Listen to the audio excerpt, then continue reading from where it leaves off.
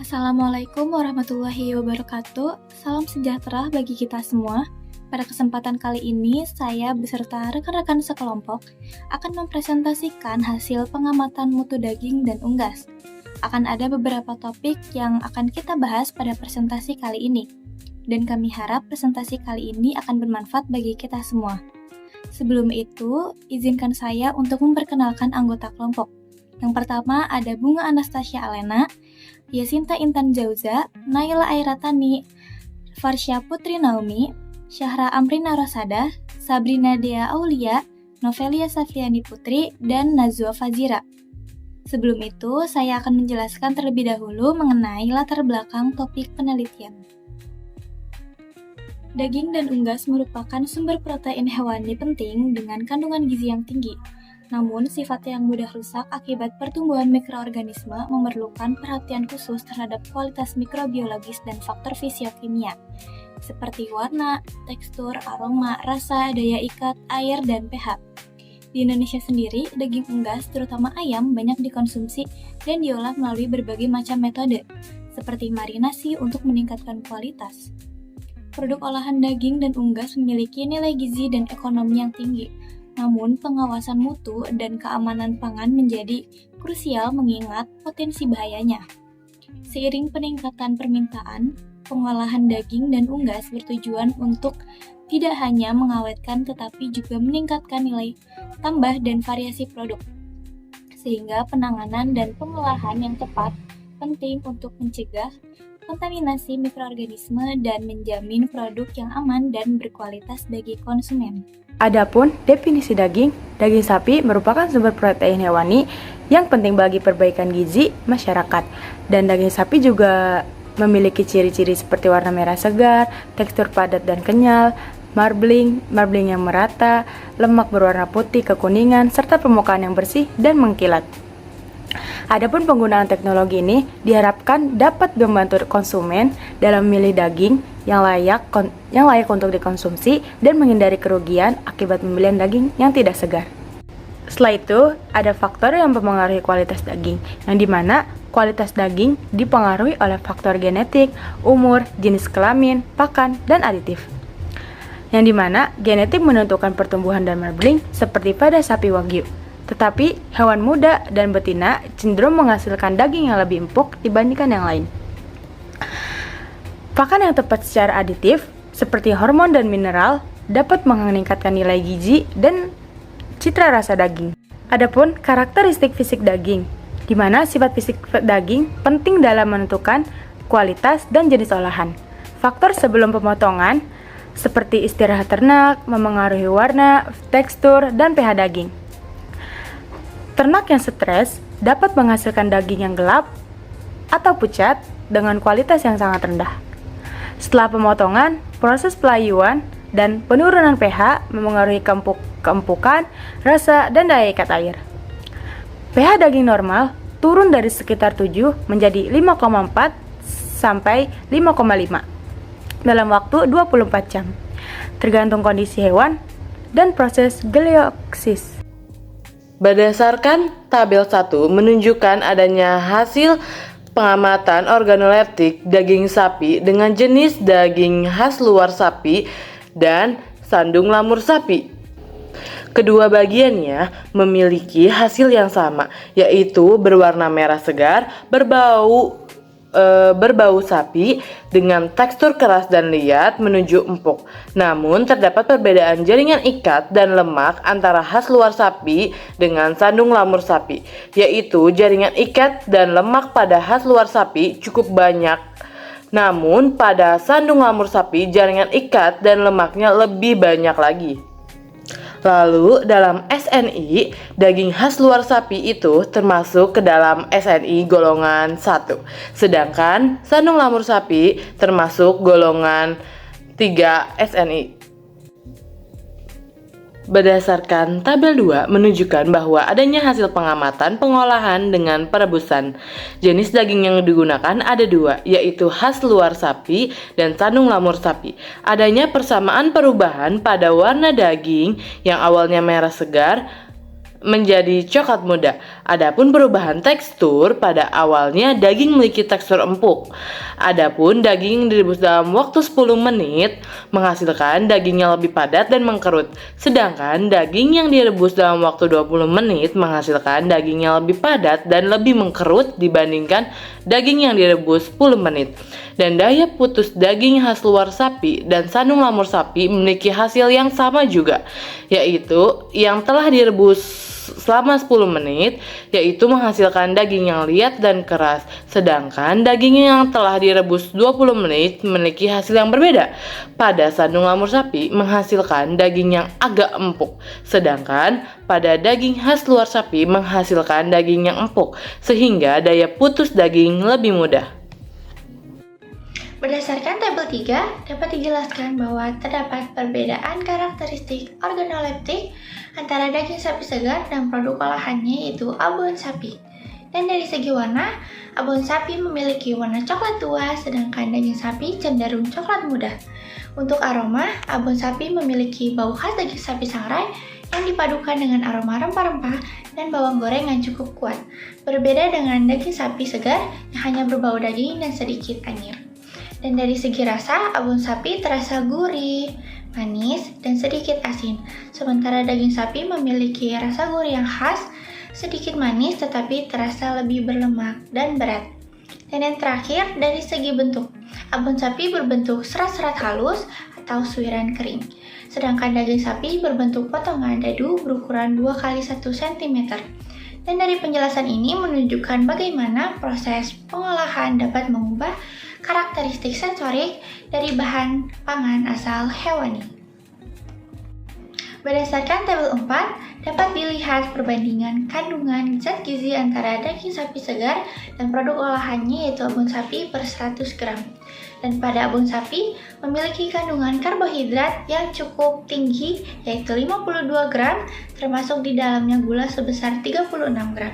Sedangkan pada daging sapi segar, kandungan karbohidrat dan gulanya tidak terdeteksi atau 0. Dan untuk kandungan lemak, daging sapi sedikit lebih tinggi yaitu 22 gram dibandingkan abon sapi yang mengandung 20 gram lemak. Protein pada daging sapi juga sedikit lebih tinggi yaitu 17,5 gram, sedangkan pada abon sapi sebesar 16 gram. Perbandingan paling mencolok terdapat pada kadar garam atau natrium, di mana abon sapi mengandung garam yang sangat tinggi yaitu 1720 mg, sedangkan daging sapi hanya mengandung 93 mg.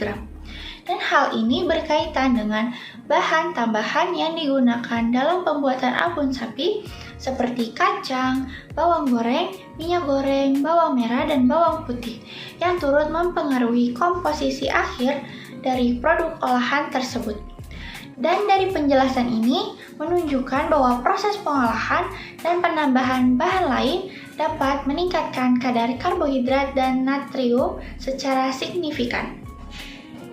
Baik, selanjutnya kita akan membahas mengenai salah satu sumber pangan hewani yang sangat populer dan banyak dikonsumsi di Indonesia, yaitu unggas, khususnya ayam, seperti yang kita lihat pada slide ini. Daging ayam sangat digemari karena rasanya yang enak dan kandungan gizinya yang luar biasa.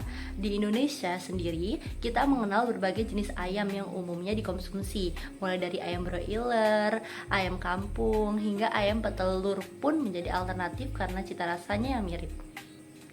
Keunggulan utama daging ayam terletak pada kandungan proteinnya yang tinggi. Selain itu, daging ayam juga mengandung berbagai zat gizi penting lainnya seperti karbohidrat, lemak, protein, mineral, dan zat berguna lainnya bagi tubuh kita.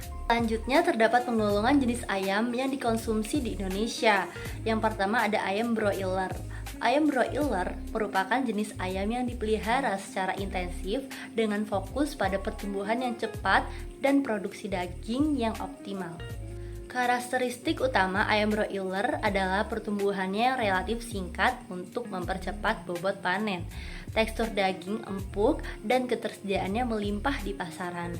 Keunggulan ayam broiler antara lain harganya lebih terjangkau dan kemudahan mendapatkannya.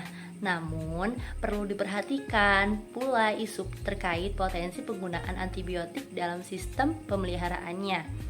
Lalu yang kedua ada ayam kampung. Ayam kampung ini adalah jenis ayam yang umumnya dipelihara secara tradisional dengan pertumbuhan yang lambat dan seringkali bergerak bebas. Ciri khas ayam kampung adalah tekstur dagingnya yang lebih kenyal dan memiliki cita rasa yang lebih kuat dibandingkan ayam broiler. Nah, ayam kampung sering dianggap memiliki keunggulan dari segi kesehatan karena umumnya dipelihara tanpa penggunaan antibiotik secara intensif. Meskipun demikian, ketersediaan ayam kampung mungkin tidak semarak ayam broiler dan harganya cukup cenderung tinggi. Karkas ayam merupakan bagian tubuh ayam yang telah dilakukan penyembelihan secara halal dengan pencabutan bulu, pengeluaran jeroan tanpa kepala, leher, kaki, paru-paru, dan ginjal. Ayam karkas biasanya disebut ayam potong karena bentuknya yang beragam, mulai dari yang utuh hingga yang sudah dipotong menjadi beberapa bagian. Terdapat juga aspek yang mempengaruhi mutu fisik karkas dan mikrobiologis unggas. Aspek mutunya itu seperti konfirmasi, perdagingan, perlemakan, keutuhan, perubahan warna, dan kebersihan. Berdasarkan tabel menunjukkan bahwa daging ayam bagian paha atas dan dada memiliki warna pink segar, berbau ayam segar dengan tekstur yang cukup empuk. Paha atas memiliki tingkat tekstur yang lebih empuk dibandingkan dada ayam. Di sini dada ayam memiliki tingkat tekstur yang lebih padat, serta di sini tidak ada ditemukannya penyimpangan atau kerusakan seperti bau busuk, memar, atau kotoran. Berdasarkan tabel tersebut menunjukkan bahwa dada ayam memiliki berat kotor 154 gram dan berat bersih 150 gram, sehingga menghasilkan persentase BDD atau berat dapat dimakan sebesar 97,4%. Sedangkan paha atas ayam memiliki berat kotor 112 gram dan berat bersih 71 gram dengan persentase BDD 63,3%. Hal ini menunjukkan bahwa dada ayam memiliki bagian yang dapat dikonsumsi lebih banyak dibandingkan dengan paha atas ayam. Berdasarkan tabel tersebut menunjukkan bahwa perebusan daging ayam yaitu paha atas dan dada menyebabkan perubahan dari warna pink segar menjadi putih kekuningan. Tekstur awal yang empuk menjadi lebih padat disertai pengkerutan seiring bertambahnya waktu perebusan, 10 menit dan 20 menit. Serta daya putus daging menunjukkan bahwa paha ayam cenderung lebih empuk setelah 10 menit, namun setelah 20 menit justru lebih keras saat menekan dan menarik daging ayam. Sedangkan dada ayam mengalami peningkatan keempukan dari 10 menit perebusan dan semakin empuk setelah 20 menit perebusan. Pada hasil tabel kita bisa melihat berdasarkan hasil pengujian organoleptik terhadap produk olahan daging unggas ayam, Spicy Chicken Wings dapat kami sampaikan bahwa produk ini menunjukkan karakteristik visual berupa warna coklat keemasan yang mengidentifikasi proses pemasakan yang matang dan karamelisasi bumbu. Dari segi aroma, tercium bau aroma ayam goreng yang khas, menandakan penggunaan daging ayam dan teknik penggorengan yang tepat. Profil rasa yang dominan antara asin, manis, dan gurih dengan cita rasa ayam matang yang kuat menunjukkan penggunaan bumbu yang kompleks dan kualitas daging ayam yang baik. Terakhir, produk ini memiliki bentuk potongan utuh dengan lapisan bumbu yang memberikan daya tarik visual dan kontribusi rasa yang merata. Di samping itu, daging ayam sebagai bahan dasar produk olahan Spicy Chicken Wings juga mengalami beberapa perubahan organoleptik. Perubahan organoleptik ini terjadi karena adanya proses perebusan pada daging ayam. Dari warnanya terjadi perubahan menjadi putih kekuningan, baunya berubah menjadi aroma khas ayam matang, dan juga rasanya menjadi gurih alami daging ayam. Berdasarkan tabel 9, daging ayam merupakan salah satu jenis daging yang memegang peranan cukup penting dalam pemenuhan kebutuhan gizi masyarakat. Pada umumnya yang kita ketahui, masyarakat memiliki banyak sekali beragam produk olahan dari daging ayam atau unggas. Diverifikasi produk ayam selain bertujuan untuk meningkatkan nilai ekonomi, bertujuan juga untuk meningkatkan nilai gizi, meningkatkan mutu, dan memperpanjang masa simpan pada daging ayam. Dan pada tabel menunjukkan bahwa lemak pada protein daging ayam memiliki kandungan yang sangat berbeda dan akan tinggi. Protein sebesar 18,2 gram per 100 gram dan lemak 25,0 gram per 100 gram. Sedangkan di produk olahan Spicy Wing Chicken ini memiliki lemak sebesar 10 gram per 100 gram dan protein 22 gram per 100 gram. Pada bahan tambahannya ada bumbu marinasi, cabai bubuk, bubuk bawang bombay, air, penstabil fosfat, dan garam. Kesimpulannya, daging sapi dan unggas merupakan sumber protein hewani yang penting bagi tubuh, kaya akan zat besi, zinc, dan vitamin B kompleks. Keduanya memiliki karakteristik yang berbeda tentunya, dan serta produk olahannya sangat beragam macam. Proses pengolahan bertujuan meningkatkan cita rasa, memperpanjang daya simpan, dan tentunya perlu diperhatikan nilai bersih dan nilai kandungan gizi pada produk olahan. Terima kasih.